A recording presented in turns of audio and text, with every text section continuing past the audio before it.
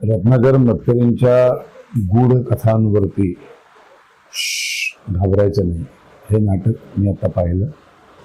त्यांच्या कथा मी वाचलेल्या आहेत, त्या अफलातूनच असतात, पण वाचलेल्या कथा प्रत्यक्ष रंगमंचावर बघणं हा एक विलक्षण अनुभव होता.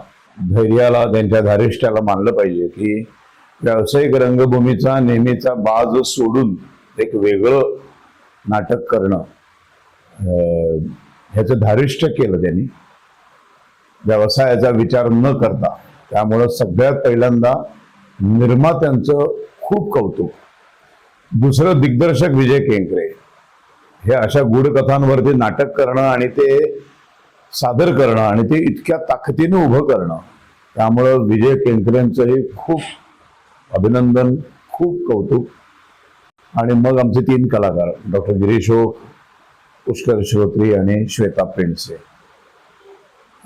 या तिघांचे खूप कौतुक खरोखरच.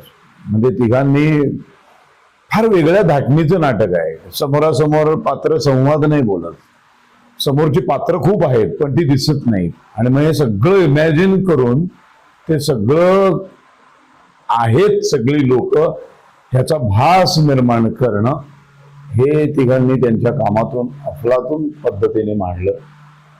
असं हे अत्यंत डेंजर तारेवरची कसरत होती हे नाटक सादर करणं, आणि ते इतक्या बेमालूमपणे अत्यंत यशस्वी पद्धतीने लोकांसमोर आणण्याचं धारिष्ट्य या सगळ्यांनी मिळून केलेलं आहे. तर अशा नाटकाला आपण खूप प्रतिसाद दिला पाहिजे. डोळ्यांचं एकच मागणं होतं, अन्न. नजरांचं एकच गाऱ्हाणं होतं,